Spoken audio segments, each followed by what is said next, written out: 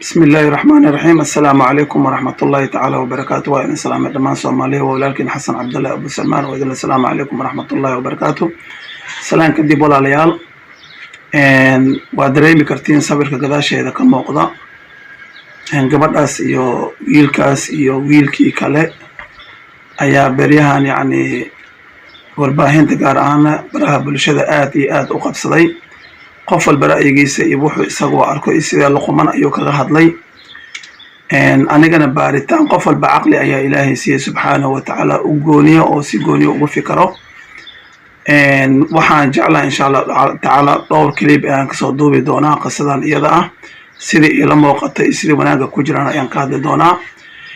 horta Soomaaliyeey laab la kaca waa laga fiican yahay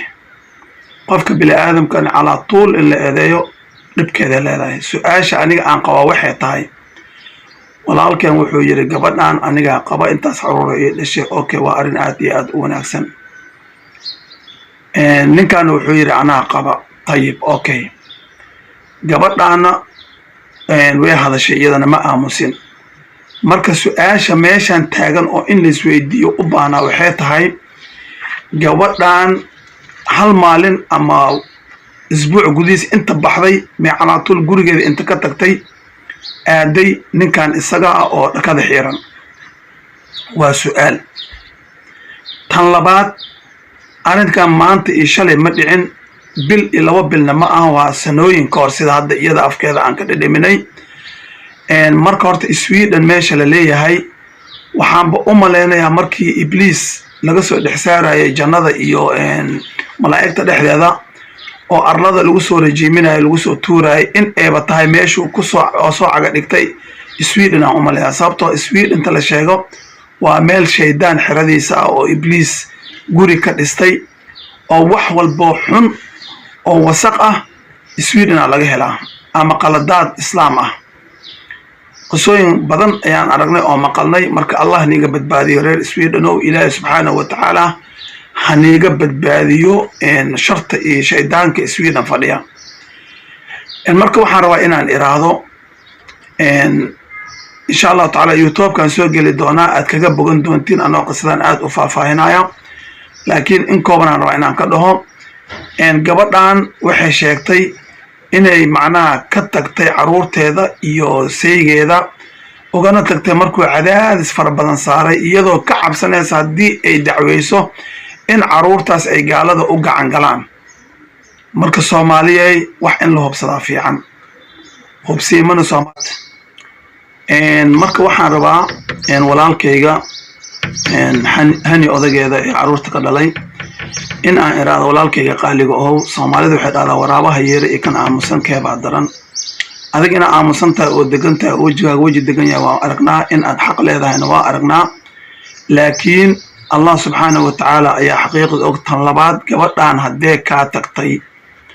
أو رقم هذا يوروبي على إيطاي ومدو إيقونو الشقي سنيسي انت اسمها حل أرادين ويسي انت سن قبضان أقع عنقلن ورابع بركي قبض قبلها وهيلب بالسل وميل يالنا ورابع كستو أيا أنقل أو ضدعنا مركزيدا درادد انتو سن قعنتو كودقين ninkaas dhalinyarada ah maxay ahaayto isaga waxyaabo badan oo sameeyay lagu eedeynaa la leeyahay intuusan gacanta ku dhigin maxaa ugu dadaali weysay in gabadhaas wixii ay ku qanci karto aad ku qancisid sababtoo gabadha ama gabar uqdadeysan waaye ama gabar qalbiga aad iyo aad uga jabsan ayay u egtahay ama gabar markii banaanka laga helay waxyaabo aan fiicnaan inta lagu sameeyay la maskax dooriyay oo fal iyo balaayo iyo wax la mid ah sababtoo gabadha waa gabar maqan sida aad dareemaysid yani hooyo waa ognahay wanaaga ee leedahay hooyo waa ognahay xanuuna sida uu tahay hooyo waa ognahay beer la xawsiga ee leedahay marka walaalkayga qaaliga oo haddii ee dhacday in ay iyadii hataa maxay ahayd qalad adiga ka gashay inta dadka u bandhigtid wixii ehl ahaa oo adiga ka soo jeeday iyada ka soo jeeday naag waa la furi jiray weena macnaa xiradan way ka bixi jirtay caadi way qof macnaa ma ah wax iyada hadda ugu horeyso gabdho badan oo Soomaaliyeed ragooda buriyay ee aragnay laakiin iyada maba ahba tii dad burisay ee waa tii iyada xerada ka baxday markii inay ku soo noqoto hadaa ku dadaali lahayd haddii diidana aad inta marqaatiyaal u samays faraha ka qaadi lahayd maanta fadeexadan ciyaalkaaga haysata iyo isqabqabsigan iyo dhagxumada caruurtaada macnaa dhagooda ku soo dhaceysa maanta kuma ay soo dhacdeen marka adigana qayb ayaa ka tahay mashaakilka iyo barabaleemka iyo dhibka meeshaas ka dhacay maxaa yeelay gabadhaas waa caruurtaada hooyadooda dhibka iyo ceebta iyo falxumada iyada gaartana adeeg ku gaartay marka adiga markii aad aragtay in wiilkan uu dibnaha ku wato ayay sheekadan soo shaacbaxday marka waxaan ku dhihi lahaa walaalkayga qaaliga ohow adigana inaad gartaada qaadataa loo baahan yahay maaha social media waxba kuma qabanaya allah subxaanahu wa tacaala ayaa xaqiina kala sooci karaa kayga qaaliga ah aabbaha dhalay caruurta hani walaalkayga qaaliga ohow annaga waa dareemi karnaa aabbayaalaan nahay hooyooyinaana soo dhalay yacni hooyo caruurteeda inta ka dhex baxday meel cidla istaagtay inta barabaleem yacni markaas gabadhaas ku kallifay ama haysta ama qalbi jab ah ama dhibaato ah waa dareemi karnaa markay ka tagtay caruurta iyaga ah ee yaryar ee u baahan hooyada ee u baahan maxay hadalkeeda ee u baahan yacni riixadeeda ee u baahan yacni wejigeeda inay arkaan markii inay ka tagtay adiga aa qabsatay walaalkayga qaaliga oo aad dibadda dhigtay hooyadii iyaga caruurta dhashay oo ilaa heer aniga ma dhalin waa u soo waday isagaa dhalay ee tiraahda gaarsiisay walaalo miyaadan filaynin marka inay wax walba suuragal tahay inay samayso maxaa yeelay ilaahi subxaanahu watacaala qur-aanka wuxuu ku yidhi ina kayda shaytaana kaana daciifa laakiin ina kayda kunna cadiim naagaha shaydaanka dhagartiisa waa mid daciifa laakiin tan ee dumarka dhigaan waa mid weyn ayuu ku tilmaamay rabbi subxaanahu wa tacaala marka gogol adiga aad fidisay ama albaab ah adiga u furtay oo tiri albaabkaa weyn qaad oo ka bax soo ma noqonayso marka adigan laftigaa ayaa u baahan in badan in lagu dabagalo oo la baaro waxa gabadhan gurigeeda ka bixiyey oo caruurteeda go'aan ee uga qaadatay oo ay banaan cidlaa u istaagtay u shaqaysanaysay ilaa uu gacanta ku dhigo waraabo dibnaha dhiigga ku leh uu gacanta ku dhigo marka sidaa daraaddeed aniga inta badan gabadha inkastoo bini aadan ee tahay haddana waxaan dhihi lahaa waxaan wax lagu sanduleeyo shay adiga lagugu sanduleeyo iyo shay adiga kas aa ku sameey sidaa kala jiro matalan haddii gabadha ee u baxda maanta inay fuxsha samayso zino oo iyada u bareerto u kaba gashato iyo markii inta يعني عدو هلو لغو قصبو إن لغو زينيستو لباي كلا تاي اسكو دنبنا ماها ما فهمي الله سبحانه وتعالى سورة النور نمركو كشيكينا واتي ويري قبلها لغو قصبايو إن اي معناها زينيستان إيغو قروشر اي كقادرين دادكي الدوامادو آيان نمكي كزينيستان قروشر كقادرين كواس وقتا حكمكو إلى الله سبحانه وتعالى كسو دجي مركا قبلها لغو كلفي إن اي برانك أبعضو waxyaabo badan meeshaas ku hoos jiro walaalayaal reer YouTube-layaal iyo social media arrinkan si fiican looga fiirsado waxaan adiga ku dhihi lahaa horta social media waxba kuma qabanay Allah subhanahu wa ta'ala ayaan xaqiiqada og laakiin ehelka adiga ka dhalatay kuwa iyada ka dhashay inay dhexdhexaadiyaan oo wax isla fiiriyaan oo wixii la gooyo markaas lagu dhaqmo iyo diinta islaamka waxay ka qabtaa ku wanaagsan oo ku dana kuwana sharaf ah caruurtaadana sharaf iyo wanaag u ah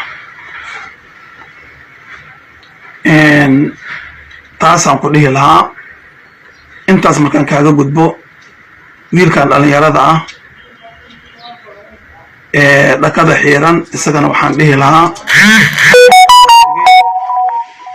horta dembi dushaada ma ahaanin haddiise aad ogeed ama adiga aan gabadha nafteeda falsafaysay horta dembigaaga allah subxaanahu wa tacaala unbaa og anaga ma naqaano tan koowaad tan labaad sida kaa muuqato nin dhalinyaro tahay oo heli kara gabdho yaryar oo heli kara gabdho kale oo aan la isku haysanin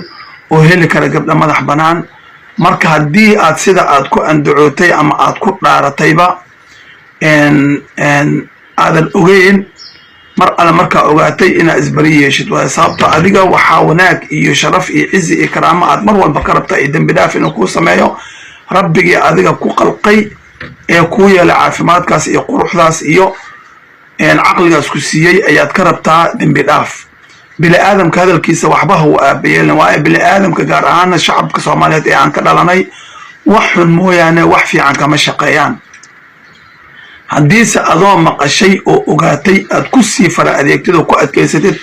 oo gabadha iyada jecel iyo qadkan ka dhumina iyo macnaha aniga qataracay waxaas ka dhaadhacdana hadda waa adiga iyo yeelkadaa sababtoo ah adiga hortaada waxaa adduunyo inaad dhaqatida rabtaa caruur iyo mustaqbal iyo aad yeelatid hor umar marka sida aad yeeshay unbaa berito ku sugaysa maxaa yeele kamaa tudiin tudaan ayaa la yidhi man zana zuniya wax alla ajzaa man jaza alcamal wax alla waxaa samaysid oo kas camdan aad u samaysid unbaa lagugu samaynayaa marka nin dhallinyaraa tahay gabadhaan haddee iyada isku booqsan tahay oo ay been sheegtay oo ay maxeeto ku maqrisay oo ay ku mindikaasay mar alla markaa maqashay waa inaad dib uga gorataa oo rabbi gacmaha aad u hoorsataa oo aad sujuudda iyo soo jeedkaba ku oysaa oo aad toobatul nasuuxan la imaataa wiilkaasna aad telefoon raaligelina ama mubaasharan aad ugu sheegtaa arrinta aad farax kala baxdaa si uu ilaahay kuu baryeelo addoommadiisana ee macnaha berito armaamala kaaga markhaati kacaan adigana taasaan ku dhihi lahaa tan gabadha ii soo hartay hani adigana waxaan ku dhihi lahaa walaashayda qaaliya ahay horta dhammaan ragga soomaaliyeed waxaan u sheegi lahaa gabadha soomaaliyeed waa gabadhiinii maanta waa gabadhiinii shalay waa xaaskiinii iyo walaashiinii maanta waa hooyadiinii berito waa ayaydiinii saa dambe horta wax lagu cayaari karo ma aha gabdhaha soomaaliyeed allah subxaanahu wa tacaala ayaa dheeman ka dhigay gabdhaha soomaaliyeed haddaysan ahaan lehna soomaaliya jiritaankeeda ayaa qalqiil geli lahaa ama kartida ay leeyihin aysan lahaan lahayn waayo gabdhaha caalamka qaarkood waa aragnay mayd weeye marka gabdhaha soomaaliyeed allah noo xifdiyo aniga ka xasan ahaana ma aaminsani gabadh in la ceebeeyo ama gabadh lala yacni lagu digto ama lala tirsado ma aaminsan hataa hadday qaldan tahay in xarigga inta loo furo faraha laga qaado rabbi loo tugaan aaminsanahay laakiin fadeexada waa shay fool xun sababtoo ah gabadha maanta waa uma ciyaal 5 caruur ayaa ifka u joogta aabahood la joogaan maanta barxun ayaa ku reebteen horta intii u sababta ahayd oo soo agaasintay ama u sabab ahayd gabadhaas in ay sharafteeda saa u dilanto ama caalamka laga wada arko ama caruurtaas qalbigooda dhaawacayne horta ilaahay u toobadkeena idin dhihi lahaa oo ilaahay u soo noqda cafisna weydiista gabadha iyada saraaxa yani runta markaan ka hadalno adigana walaashayda qaaliyahani horta gabar aad adagaa tahay sida gabdhaha soomaaliyeed ama hooyooyinka soomaaliyeed lagu yaqiinay haddii aadan waalanin oo aadan isku dhex darsamin oo olyada iyo biyaha aadan isku darin gabar aad iyo aad u nasiib iyo ayaan badanaa tahay maxaa yeelay barabaleemka adiga ku haysta waa dareemi karnaa 5 caruura gabadha ka soo dhex baxday ee bannaankaas istaagtay inaadan jeceel u qabin ninka dhalinyarada ah aniga waa dareemi karaa laakiin barbaleem aad isku ilowsiinaysid ama wax kale oo maskaxdaada ka badan lagugu sameeyey aniga waa dareemi karaa oo aadan adoo saaxiyo caadiya aadan sameynin horta allah subxaanahu wa tacaala waxaan ka baryayaa intii dulumka samaysayna inay kuwa ay dulmiyeen oo madluumiinta araali geliyaan kuwa madluumiinta ana ay cafiyaan kuwaas hadday u soo noqdaan oo cafis ay weydiistaan maxaa yeelay ilaahay dulumka ayuu ugu necab yahay oo naftiisana uu ka xarimay addoommadiisana uu ka xarimay in laisku sameeyana waa xaaraam qadcan ah marka waxaan ilaa guud ahaan ummadda soomaaliyeed ee rabbi intaa ka baqataan hadallada xunxun iyo waxa xunxunan faafina intaan joojino wax walba aan isku soo xirino isku soo jiijiidno oo wanaageena aan ku dadaalno sidii maslaxad iyo wanaag aan u samayn lahayn waa walaalkii xasan cabdalla